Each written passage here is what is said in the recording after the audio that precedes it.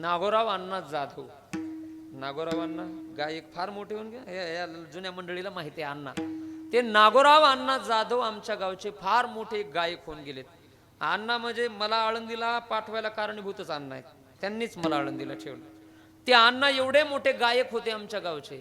वारकरी संप्रदायामध्ये अण्णासारख्या वारकरी चाली, त्याचा आवाज आणि त्या गवळणी आज ऐकायला भेटत नाहीत महाराज. ते बंडूबुवाच्या गवळणी तुम्ही ऐकले असतील कॅसेटवर. गोरख महाराज बंडूबुवाचे गुरु आमचे अण्णा होते. आणि त्या सगळ्या चाली नागोराव अण्णाच्यात बंडूबुवाला शिकवलेल्या जगाळ माझी घाला गवेनी वगैरे त्या चालीत का, त्या सगळ्या चाली नागोराव अण्णाच्यात. आता एवढे मोठे अण्णा आमच्या गावामध्ये जिवंत होते, तोपर्यंत आमच्या परिसराला अण्णाचं महत्व कळालं नाही. परिसराला महत्व कळालं नाही सोडून द्या, आमच्या गावाला अण्णाचं महत्व कळालं नाही.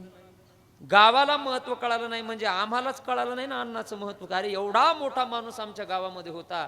10-12 वर्षापूर्वी अण्णा आमच्या मधून निघून गेले. ते जिवंत होते तोपर्यंत त्या नागोराव अण्णाच्या चाली गवळणी आम्ही शिकून घेतल्या नाही. आणि अण्णा निघून गेल्यानंतर आज त्या चालीचं आणि गवळणीचं महत्व कळतंय. पण आता अण्णा नाहीत, आता काय उपयोग आहे का? आता काय उपयोग आहे त्याचं महत्व कळून? म्हणून व्यक्ती जिवंत आहे तोपर्यंतच तिचं महत्व कळावं. एकदा का व्यक्ती निघून गेली आपल्यामधून आणि नंतर तिचं महत्व कितीही कळालं तर त्याचा उपयोग काही नसतो.